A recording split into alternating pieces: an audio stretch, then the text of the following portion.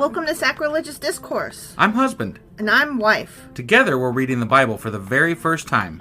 We grew up without religion and wanted to know what all the fuss was about. Well, what have we learned so far? That God is a dick, and apparently some people believe in talking donkeys? We're not trying to pass ourselves off as experts. Nope, we're just reading the Bible for the first time and giving our first take reaction. If you'd like to join us in this venture, you might consider starting at episode 1. Otherwise, jump in wherever you like. All right, let's go read the Bible. Yeah, let's get to it. Husband! Wife! Do you know what we're doing today? Well, it is Saturday, so that means that we're doing Q&A Saturday. That's right. So what are we Q&Aing today? We are supposed to be covering chapters 48 through 52. But you said supposed to. Correct. Oh. What I didn't tell you is that I'm doing it over the suffering servant, and that gets into chapter 53 a little bit, which we haven't read, but that's okay. Okay. All right. Okay. So we're covered. It's mostly about the suffering servant. Yes. Awesome. Which is a big deal. It is a big deal. For lots of reasons. Mm-hmm. All right. You ready to do this? Yes. Let's do it. Okie dokie.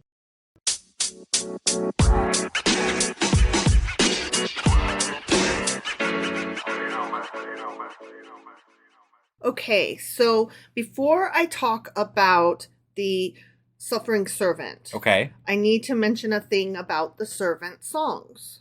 Okay. Okay. Yeah. The ones So- that we didn't know were in the wrong order, but now we know they're in the whatever. We didn't know where they They're were, not but now we know where they are. consecutive. Right. Yeah. They're not consecutive. Okay, so I had been referring to them, once again, I was wrong, okay? Just put that out there. I had been referring to them merely by the chapter that they appeared in. So 42, suffering servant. Yeah. Okay. Okay. Well, it turns out that there are actually only particular verses within those chapters.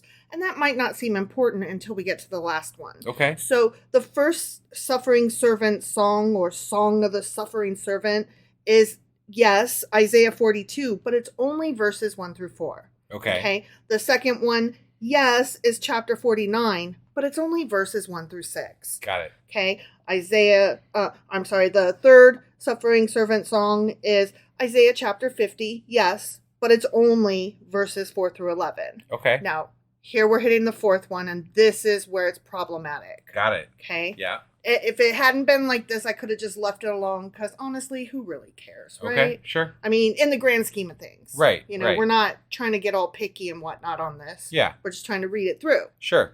So, the fourth suffering servant song is, yes, it starts in Isaiah 52 at verse 13. Okay. And then it continues through chapter 53, verse 12. So really, we actually stopped in the middle of a song. Oh. So, technically speaking, I should have saved this Q&A that I'm doing today for next week. But we've already covered the majority of it, so... And the more that I started reading, the more... Well, I was already in it before I knew that I should wait. Got And it. I'm like, nope, this is what we're doing. Right. So here we are.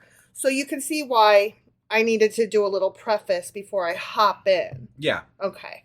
So the suffering servant.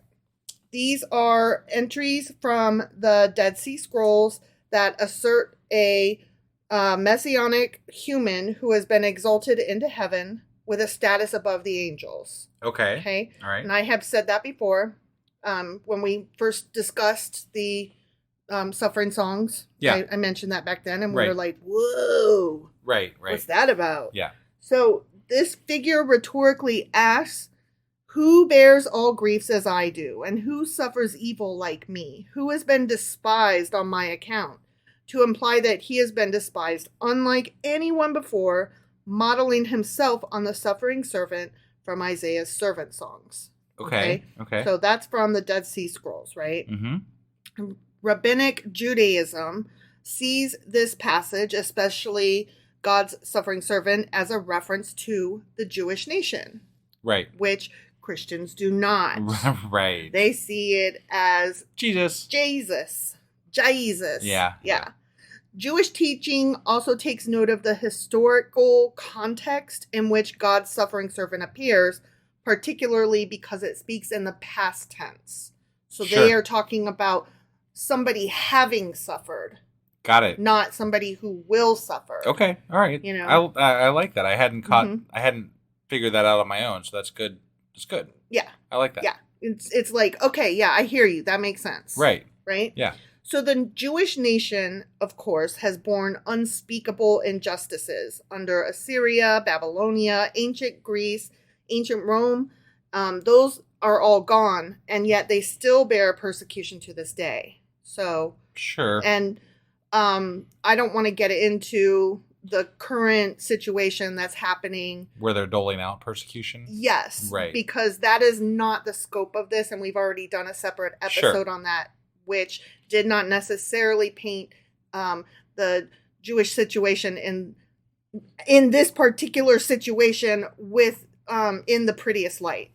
Right. Because we're like, okay, but you can't be both the victim and then also, be the murdery The aggressor. persecuting. Right. Yeah. You got to pick a lane. Sure. So anyway, the modern Jewish interpretation of Isaiah describes the servant of the Lord as the nation of Israel itself, which we've already said that. Okay. The speakers in Isaiah 53, which we haven't got to yet. Okay. Mm-hmm. So I'm telling you ahead of time a little bit what we're going to be reading in these opening verses on Monday. The speakers are the stunned kings of nations who will bear witness to the Messianic age in the future. Okay. And the final vindication of the Jewish people following their long and bitter exile. Got it. Who would have believed our report, they'll say. The astonished and contrite world leaders will wonder aloud in dazed bewilderment. I see. Like, who could possibly... We couldn't have foreseen this and known that it would be like this, and who would believe us if we said it? So I hear that, but like, and if you're a Christian, I suppose this stuff could still be coming, but I don't really. There's nothing that I can point my finger at and say, that's what that is, that Right. like that. But I mean, I'm sure people do try to attribute it to things, but in my mind, there's nothing I'm going to be like, oh yeah, that's what that means. Right. Like I can't think of anything that would astonish and stun people for what happened. Right. Like that. It's just a story. It's just a story that is not really that great, in my opinion. So it's kind of like going to get your palm read, and instead of just thinking, well, that was fun, and yeah, they did mention that I drive a car, but that's not like a hard guess. Right. And instead being like, oh my God, they said I drive a car. What the actual fuck? Right. How could they possibly know? Like, okay, there's a happy medium too. Yeah. Where, like. I mean, definitely. So anyway, the stimulus for the world's baffled response is the unexpected salvation of Israel rather than of Christ. Got it. Okay. In the Jewish tradition. Right. Yes. I gotcha. The redemption of God's people is the central theme where the, quote, you signifies the Jewish people who are sheltered and delivered by God.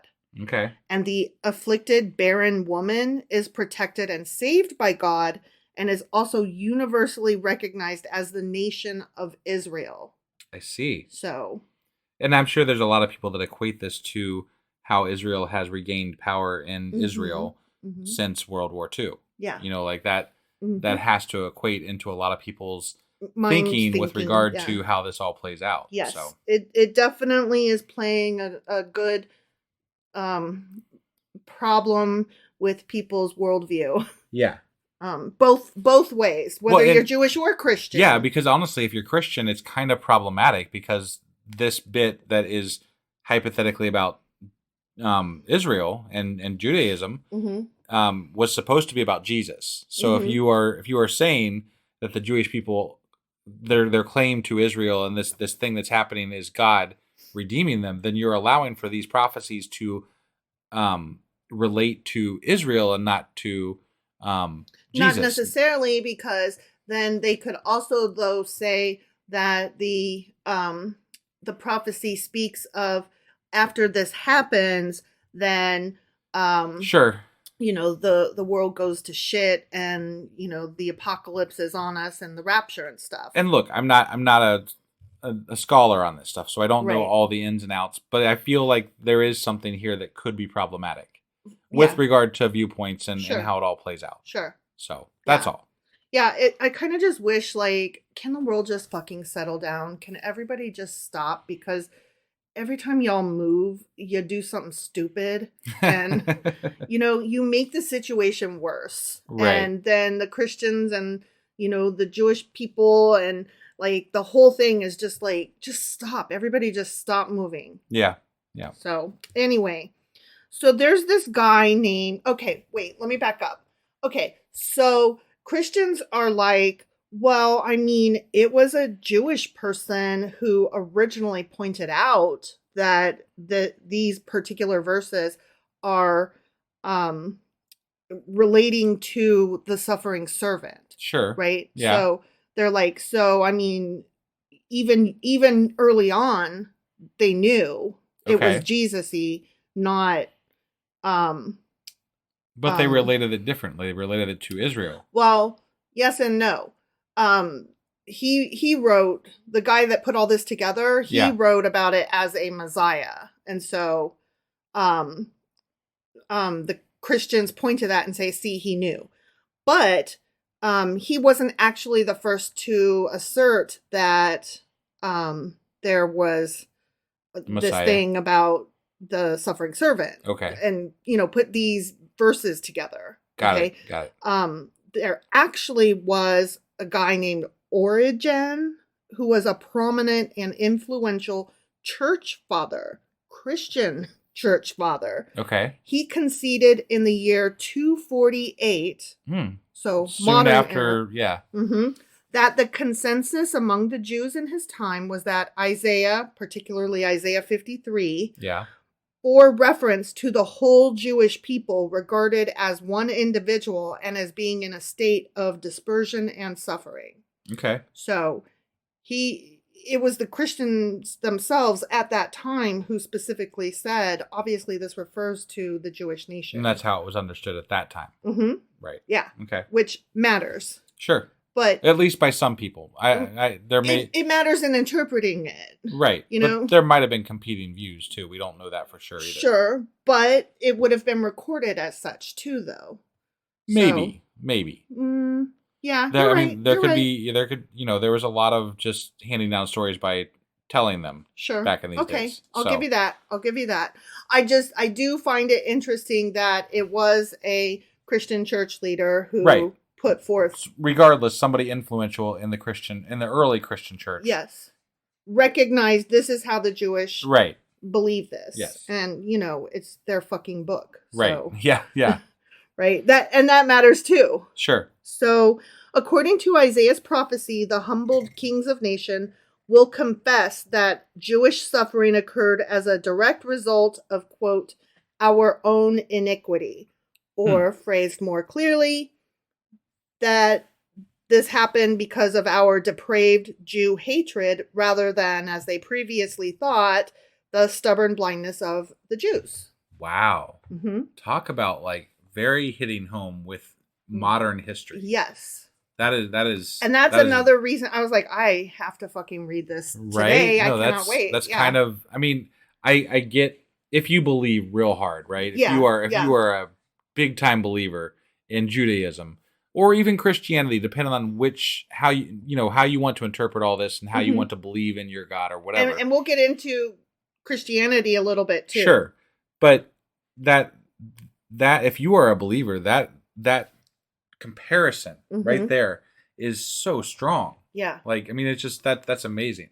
Yeah. Now it means nothing to me other than a coincidence that happened 2,000 years after the fact, 3,000 years after the fact, whatever. Right.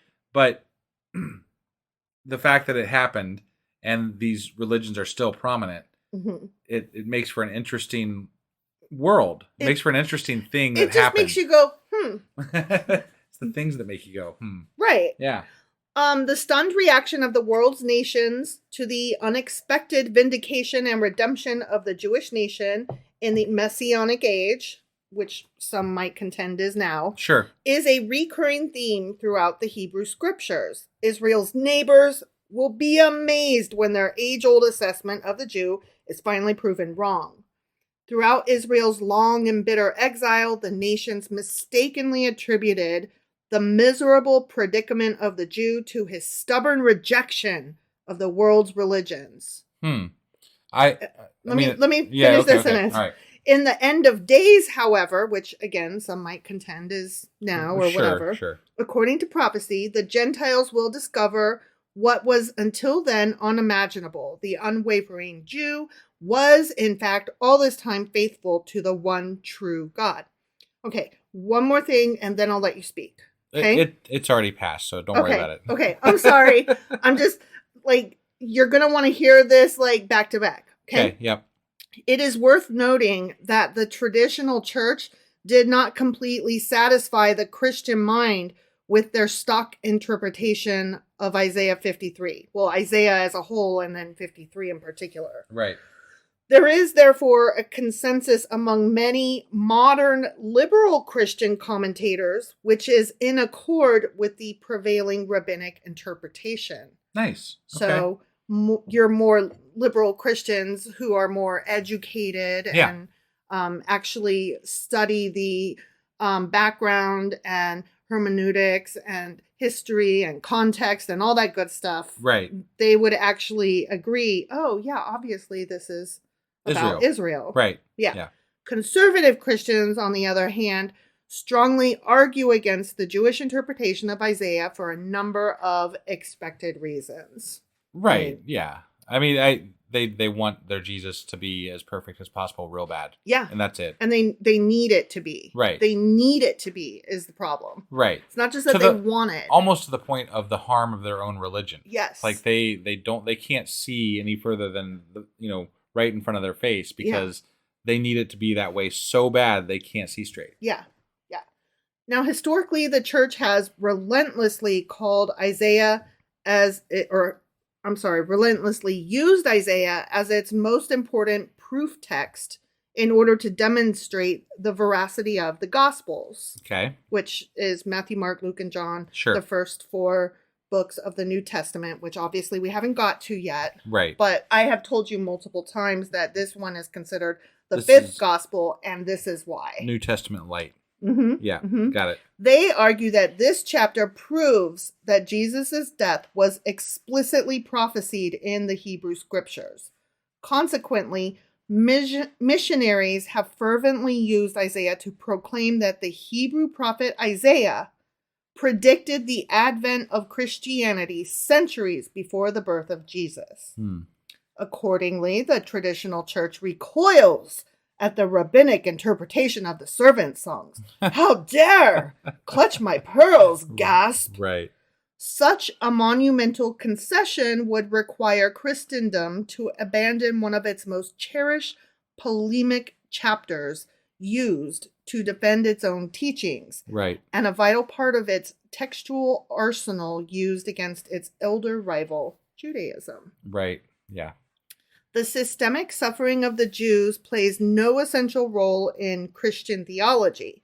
The suffering of Jesus, on the other hand, is the cornerstone of church doctrine. Indeed it is. Yes. In fact, widespread Christian teaching throughout history concluded that the suffering of the Jews illustrates the wrongness of their beliefs, while the suffering of Jesus and his followers illustrates the truth and veracity of the cross.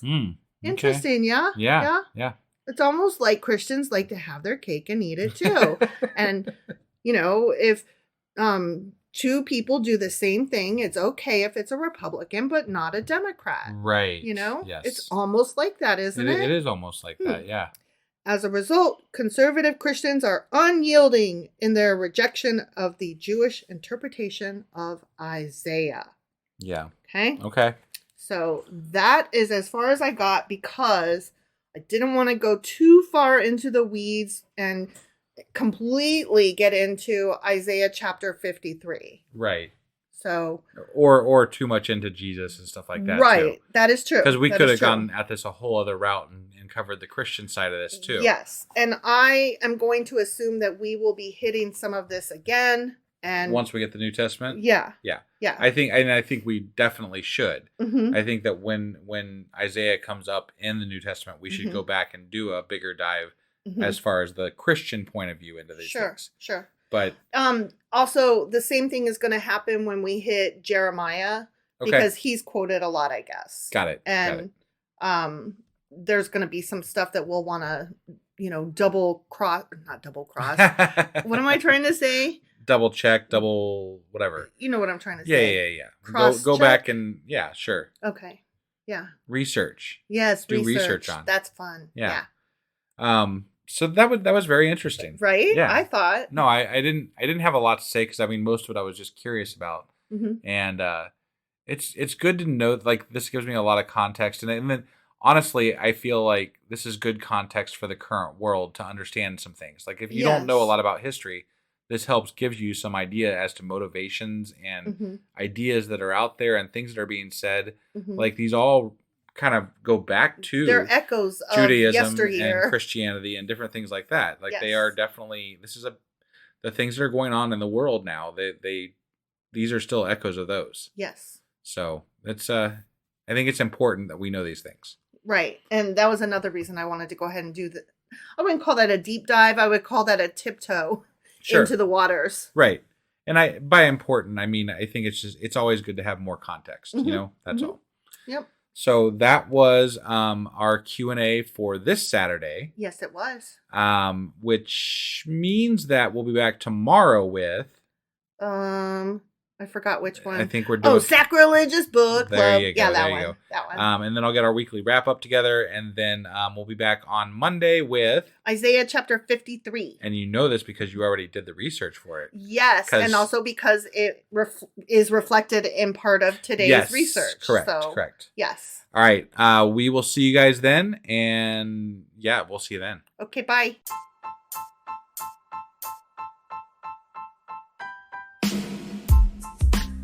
Hey, wife, I guess that's the end?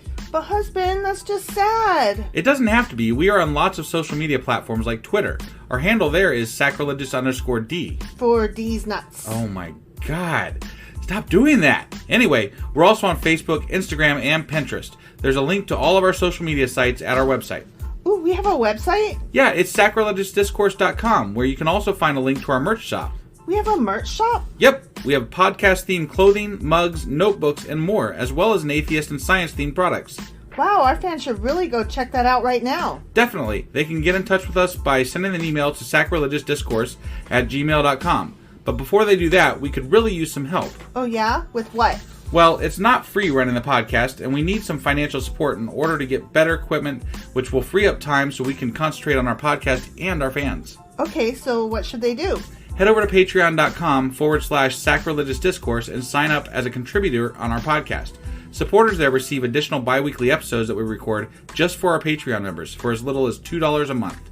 Also, we'd really appreciate it if you would like and subscribe on whatever platform you're using. And Apple Podcast reviews help us out tremendously. Like and subscribe. Leave an Apple review. Join us on Twitter. Support us on Patreon. That's a lot of instructions. Don't forget to say thanks. Thanks. Okay, bye.